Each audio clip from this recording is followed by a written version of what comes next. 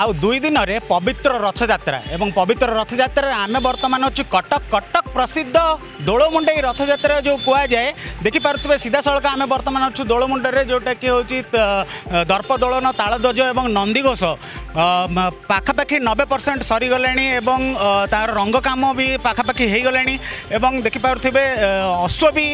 लगिजे आज हूँ ठाकुरंकर महाप्रभुंकर नवजौवन भेष और नवजौवन भेष पर कौन सब नीतिकांति रही ये जो लघुचाप जनित वर्षा ए वर्षार लोक मान दर्शक मैंने श्रद्धालु मानकर भिड़ केमी तार कौन सब आगामी दिन में तार केमी रखा जाए प्रोविजन आम सीधा सड़क कथा हाँ आम सहित अच्छा आप बासिंदा कहतु कि पूर्वतन कॉर्पोरेटर कहतु कि आप रेड क्रॉस मेंबर कहतु सहित कथा हाँ रंजन विश्वाल आपन सर आप प्रथम चर्चा टीवी स्वागत करुँच सर कौन कहे ये जो लघुचाप जनित वर्षा होची बर्तमान महाप्रभु काली आसबे रथ को आसबे तांकर पर्व तो केमिति ए जिनस को कोऑर्डिनेट करा जीवो बोली भाबुचंती। जय जगन्नाथ देखो सब जहाँ भी हम जगन्नाथंकर आशीर्वाद कृपार हम आम कर्म करने आसीचु निर्देश में कम हो सब वर्ष भली वर्ष जिला प्रशासन कटक महानगर निगम पुलिस प्रशासन आम संपूर्ण रूप सहयोग कर आम साई कमिटी हरिपुर दोलमुंडी पूजा कमिटी पतिदवन जो मंदिर ट्रस्टी पाने सहयोग कर सुरुखुरे कार्यक्रम चली जदिओ पाग ठीक ना आमर आशा पाग ठीक हो कारण आपण जानते रथ एमती कौ वर्ष ना रथ टणा पूर्व वर्षा हुए वर्षा हेले आमको बहुत भल लगे उत्साह लगे और समस्त आम यूनाइटेड ये जो जय जगन्नाथ ध्वनि एरिया कंपी उठे तो निश्चित रूप में बहुत खुशी अनुभव हो देखते कारुकार्य चली रोड्र जहाँ कम थी आम सरी जाइए आज किसी जो अल्प किसी कम बाकी अच्छी करमर जो सीएमसी तरफ जो जहाँ भी नवा कथा पदक्षेप नि सानिटेसन गुरुत्व दी आज राति भितर आम सब कार्यक्रम सरीपर आम जो नीतिकांति अच्छी तापर आम नना अच्छा राजा अच्छा हरिपुर दोलमुंडे जे ये करती छेरापना करते सी अच्छा मोर हरिपुर दोलमुंडे पूजा कमिटी मेंबर मैंने अच्छा से मिसिकी संपूर्ण रूप शांति श्रृंखला बोले आशा मोर केते हरिपुर दोलमुंडई जो पूजा कमिटी मेंबर माने अच्छंती केते उत्साहित अच्छंती आ प्रति एवं प्रति वर्ष भली ए वर्ष आ किछि नियारा देखिबा को मिलिबो कि नहीं देखो माने कटक सहर में जमी आप कहते हरिपुर दोलमुंडी हूँ सर्वपुरातन जोटी 3टी रथ टणा हुए माने जो रथ यात्रार गोटे यूनिक हूँ एकत्रता हूँ कौन सुभद्रा रथ को महिला मैंने टाणती और गोटे रंगर शाढ़ी पिंधि टाणती तो यहाँ मुझे भावी कटक सहर कौट देखा मिले आम जेनराली जो छोट पिला थेलु आम पुरी न जाई पाइले आम ये देखू आमको लगे ये सेकेंड पुरी तो यार स्वतंत्रता या जे मैंने समस्ते गोटे कटक भाईचारा सहर में समस्ते आमको सहयोग करती ये कार्यक्रम खाली आम नुह आम रथ जो टणा हुए आप झोला साई आमको मुस्लिम भाई मैंने चांद क्लब तरफ आमको सम्बोधित करती तो ସେଇଟା गोटे मुझे भावी निरा परंपरा जोटी आम प्रभु जगन्नाथ को मुस्लिम भाई मैंने स्वागत करती संबर्धना करती आम समस्त की बहुत खुशी लगे तो निश्चित रूप ये कटक भाईचारा सहर में हरिपुर दोलमुंडे गोटे निरा परंपरा रखी आज समस्ते सबू साई कमिटी आम सहयोग करती धन्यवाद तो देखिपे यहीपरी प्रतिक्रिया थिला मुझे सीधा सड़क देखा देखु जो 3टी रथ प्राय काम काम सरीगले और जो महाराणा अच्छा से बर्तमान कम जोरसोर लगी किपर भाव में कम सर कम सरला महाप्रभु निजे विजय करेंगे विजय कलापर रथ टणा एटिकार नियारा जो थिला मुझे कथा होती टिके समय पूर्व जे नियारा जिनस हूँ जोटा सुभद्रा माँ रथ केवल महिला माने ही टाणती और प्रशासन सहयोग थाए ता सहित किपरि भाव में से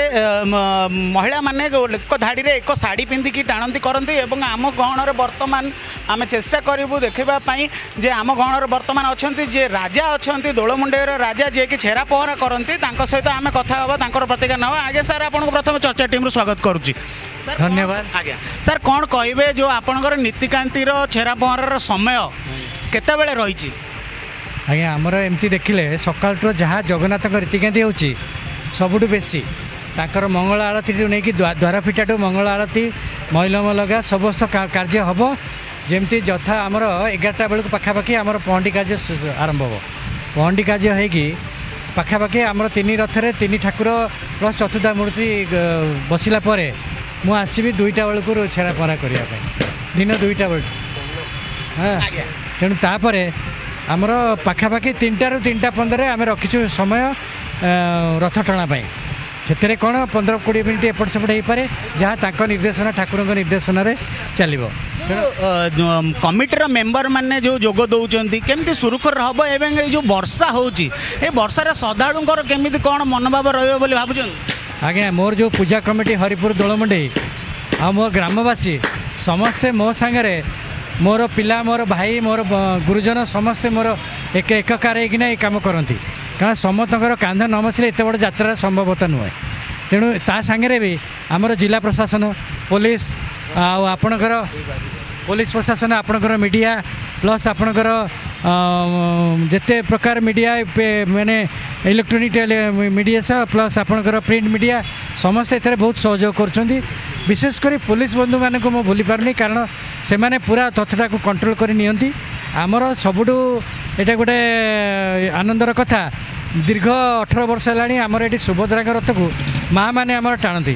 ଏଇଠି ମାଆ ମାନେ ମତଲବ ଆମର ଯେଉଁ ଥିଲେ ନିବେଦିତା ଭଉଣୀ ଆମର ଏଇଠି ଥିଲେ, ପ୍ରଥମେ ସେ ସମୀର ଦେ ଥିଲେ, ସେତେବେଳେ ଆରମ୍ଭ ହେଇଛି, ବର୍ତ୍ତମାନ ସୁଦ୍ଧା ସେଇ ପରମ୍ପରାଟି ଚାଲିଛି। ସେଥିରେ ସବୁ କର୍ପୋରେଟର ଭଉଣୀମାନେ ଆସନ୍ତି, ଝିଅମାନେ ଆସନ୍ତି ଓ ଆମର ହରିବୋଲିଆ ସଂକୀର୍ତ୍ତନ ସଭ୍ୟମାନେ ଅଛନ୍ତି, ଆମ ସାହିର କିଛି ମହିଳାମାନେ ଆସନ୍ତି, ଏ ରଥଟିକୁ ସୁରୁଖୁରୁରେ ସୁଭଦ୍ରାଙ୍କ ରଥ ନିଅନ୍ତି। ବାକି ପୋଲିସ ପ୍ରଶାସନ ଓ ମୋର ଭଲେଣ୍ଟିୟର୍ସ ଭାଇମାନେ, ମୋର ଯେଉଁ କମିଟି, ମୋର କ୍ଲବ୍ ଅଛନ୍ତି ସାହିରେ, ସମସ୍ତେ ମିଶିକି ସମସ୍ତଙ୍କର ସହଯୋଗରେ ପ୍ଲସ୍ ଆମର ଜଗନ୍ନାଥ ସେବା ସଦନ ଗୋଟେ ଅଛନ୍ତି ବାହାରୁ ସେମାନେ, ପ୍ଲସ୍ କଟକ ଫାଉଣ୍ଡେସନ୍, ଏ ବିଭିନ୍ନ ପ୍ରକାର ଆସୋସିଏସନ୍ ଆସିକିନା ସେବା କରନ୍ତି। ଏଠି କିଏ ପାଣି ଦିଏ, କିଏ ଦହି ପାଣି ଦିଏ, କିଏ ରୋଡ଼ ସଫା କରେ, ସମସ୍ତଙ୍କର କାର୍ଯ୍ୟ ସୁଚାରୁ ରୂପେ ତୁଲେଇଥାନ୍ତୁ। ପ୍ଲସ୍ ମୋର ଯେଉଁ ପୂଜାରୀମାନେ ଅଛନ୍ତି ଠିକ୍ ସମୟରେ ତାଙ୍କମାନଙ୍କୁ ବି ମୁଁ ଅନୁରୋଧ କରିଛି, ଆଗରୁ ଆମର ମିଟିଂ ହେଇଛି, ସେମାନେ ଯଥା ସମୟରେ ଏଇ ଯେଉଁ କାର୍ଯ୍ୟ ଇଏଗୁଡ଼ାକ ସେଗୁଡ଼ାକ କରିବେ। ଆଉ ତା'ର ମୁଁ ଗୋଟେ ବ୍ରୋସିଅର୍ ମୁଁ ଆପଣଙ୍କୁ ଦେବି କାର୍ଯ୍ୟ ନିକଟର, ସେଇଟା ଆପଣ ଯଦି ପ୍ରଚାର କରିଦେବେ ଆପଣଙ୍କ ଇଏରେ ସେଇଟା ଭଲ ହେବ।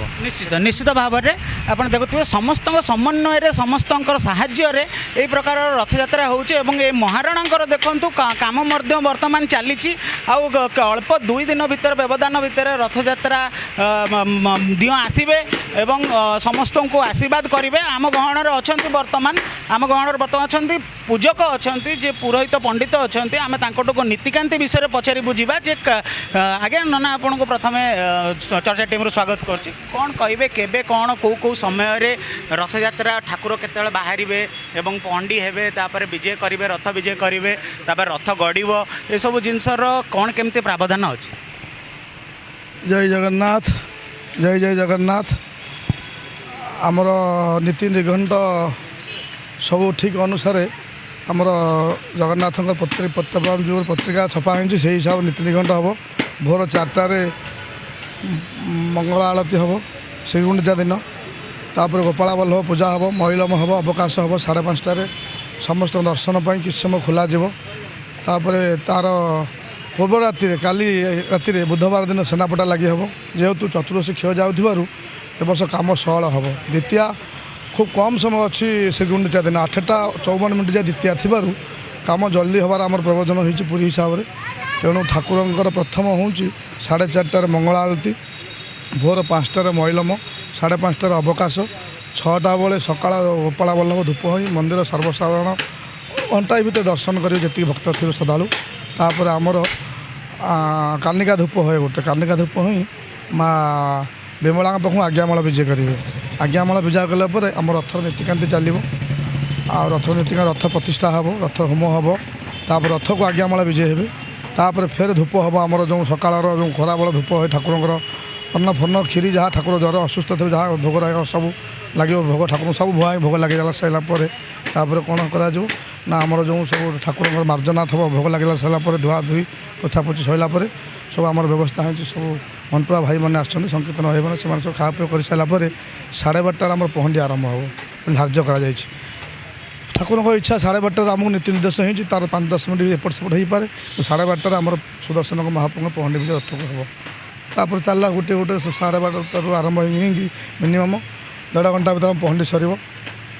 ରଥ ଯେଉଁ କୁହାଯାଏ କି ଜଗନ୍ନାଥଙ୍କ ମନ୍ଦିରରେ ଯେଉଁ ଟାଇପ୍ର ମହାପ୍ରଭୁଙ୍କର ସବୁ ନୀତିକାନ୍ତି ହୁଏ, ସେଇ ପ୍ରକାରର ସବୁ ନୀତିକାନ୍ତି ଏଇଠି ହେଉଛି ନା କିଛି ତା ଦେହରେ ବି ଇଏ ଅଛି? ନାଇଁ, ସବୁ ନୀତିକାନ୍ତି ସେ ତ ମହାପ୍ରଭୁ, ଇଏ ଆମର ଜଗନ୍ନାଥ ଏଠି ଅଛନ୍ତି ବହୁତ ଦିନ ଠାକୁର। କିନ୍ତୁ ଯେତିକି ଆମେ କରିପାରିବା, ଆମର ସେବାୟତ ସ୍ୱଳ୍ପ